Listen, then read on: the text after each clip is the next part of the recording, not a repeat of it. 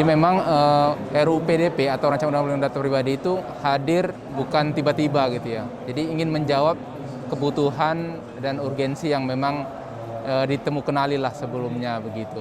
Jadi kenapa kami anggap juga sudah memadai dari sisi sifat, karena kita mencoba memuat RUU PDP dalam pengaturan yang sifatnya universal, bisa diimplementasikan di segala sektor gitu ya. Yang semula itu tersebar dan sebagainya. Jadi di samping itu juga mengatur tentang tata kelolanya gitu ya. Mencoba menyeimbangkan antara penyelenggaraan oleh pengelola data dan perlindungan terhadap data warga atau data individunya gitu. Di situ ada reward, ada punishment juga, penataannya diatur secara transparan, akuntabel dan sebagainya.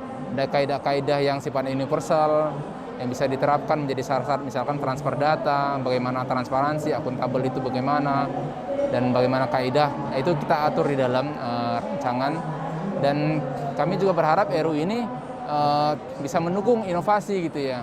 Jadi tidak dibaca dari kacamata perlindungan data individu saja, tapi juga ingin menumbuhkan inovasi yang pada akhirnya itu kita coba menumbuhkan gitu ya, ekonomi digital gitu di Indonesia ini gitu.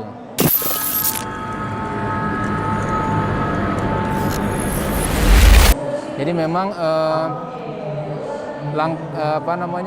kita harus memahami bahwa ketika kita ingin membangun ekosistem digital yang akuntabel dan terpercaya, maka kita harus melihat dari sisi bagaimana masyarakat itu bisa percaya gitu ya. Nah, itu yang kita coba hadirkan gitu, dengan melihat penyelenggara itu bisa melaksanakan kepatuhan terhadap regulasinya gitu. Kepatuhan ini merupakan kunci penting nih dalam membangun ekosistem digital yang akuntabel dan terpercaya tadi gitu. Di aturan tentang penyelenggara sistem itu, kita meminta PSE-nya untuk melakukan kesiapan penilaian terhadap kepatuhan tersebut gitu, mulai dari melindungi data pribadi, kemudian bagaimana penyelenggara sistem yang bertanggung jawab, aman dan sebagainya. Jadi apa yang kita bangun itu sebagai langkah preventif juga tuh, untuk selain melindungi masyarakat, tapi juga membangun ekosistem yang akuntabel dan terpercaya tadi gitu.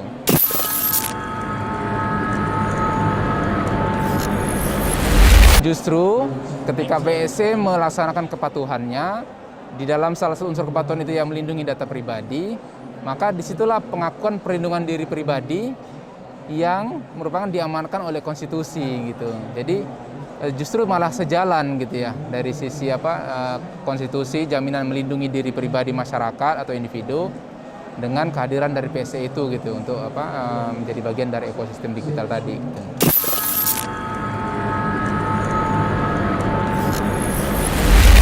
Baik, ini bagus, menarik, karena sudah langsung bicara tentang implementasinya ya.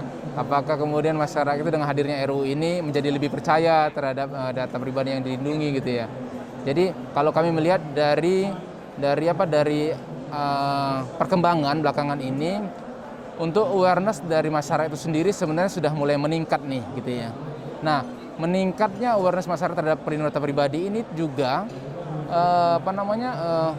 sudah mulai bergeser perhatiannya kepada bagaimana pemerintah itu mengelola data gitu ya. Jadi saya melihatnya masyarakat ketika awareness-nya meningkat, maka dia juga berekspektasi ada equal treatment nih antara pengelola data yang di swasta dengan yang pemerintah lakukan gitu ya.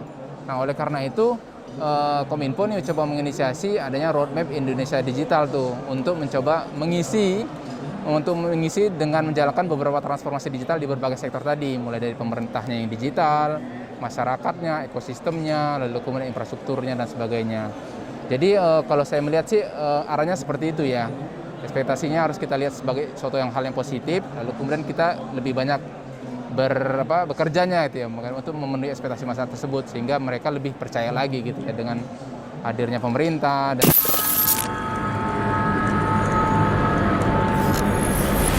Iya, saya rasa bicara tentang perlindungan data pribadi, bicara tentang implementasinya, itu bukan hanya tanggung jawab pemerintah gitu ya. Jadi tanggung jawab tidak hanya juga tanggung jawab si data punya ya, atau data pribadi subjek datanya ya, tapi untuk keseluruhan ekosistem yang bergerak dalam sana.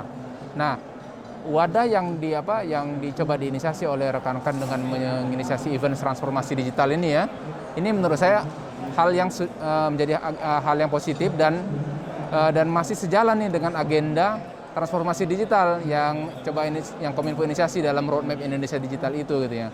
Nah, saya berharap ini terus berlanjut gitu ya dengan tentu dengan ada gebrak-gebrakan output gitu ya, yang secara konkret mungkin bisa dari sisi rekomendasi kebijakan atau inovasi terbarukan yang memang lebih mengedepankan